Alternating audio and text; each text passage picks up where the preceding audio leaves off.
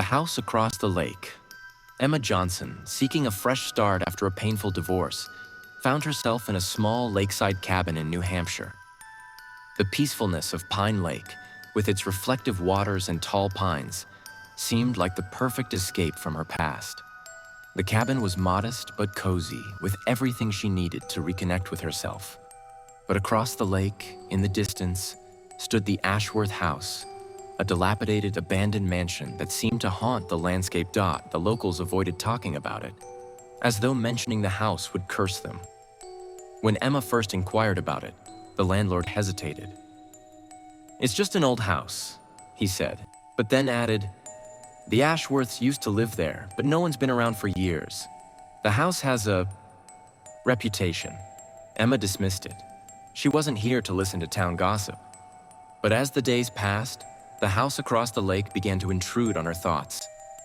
Its dark silhouette, shrouded by dense trees, looked like something from an old ghost story.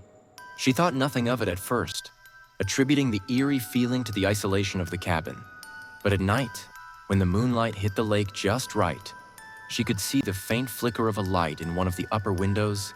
The sight bothered her, even though she didn't fully understand why. It seemed like someone, or something, was living there, even though no one had been seen for years.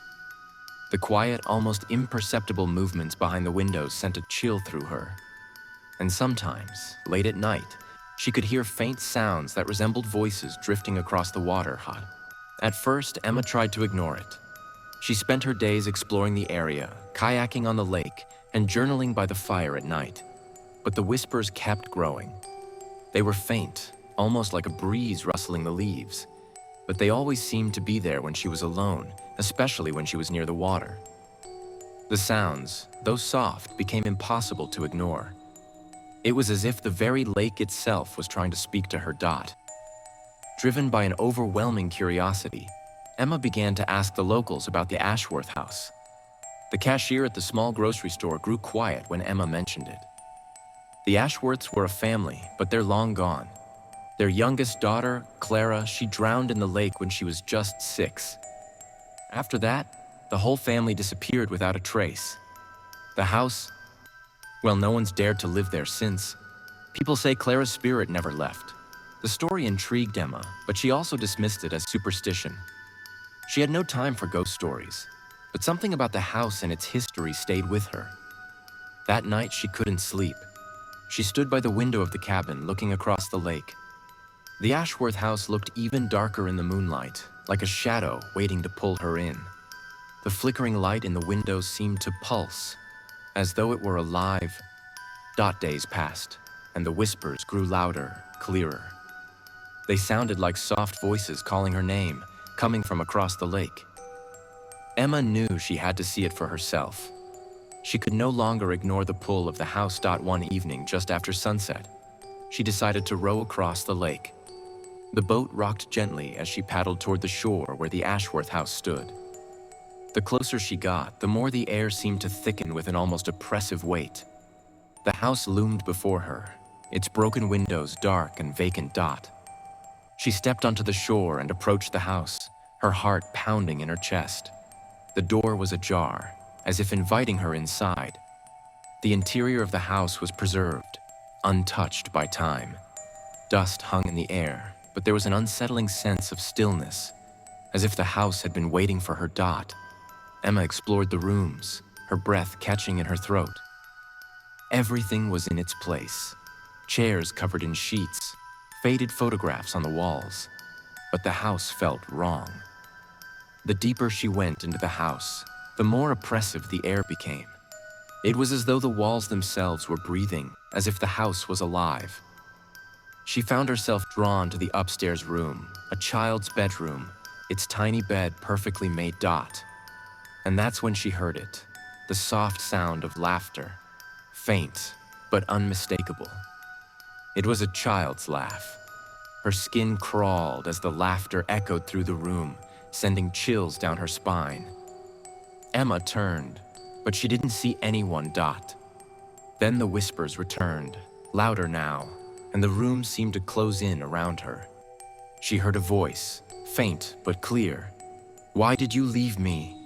It was a child's voice, full of longing. She backed away from the bed, but the door slammed shut behind her. The air grew colder, and the whispers turned to frantic cries. Come back! Come back! The voice repeated. Emma felt a presence beside her, a cold, invisible hand brushing against her skin. Terrified, she bolted out of the room, down the stairs, and out of the house. The boat seemed miles away as she raced toward the shore. Her breath came in short gasps, her pulse racing. She had to leave, had to get away from the house. But as she reached the cabin, she found that it was too late. The house had followed her. The whispers never stopped, no matter how far she ran. They echoed in her mind, becoming louder and more desperate, always calling her back. As the days wore on, Emma grew more and more distant, consumed by the house across the lake. She tried to leave, but each time she packed her bags, something would stop her. The car wouldn't start, or the road would disappear, and she would find herself back at the shore of the lake, staring at the Ashworth House. Her dreams became filled with visions of Clara, the little girl who had drowned.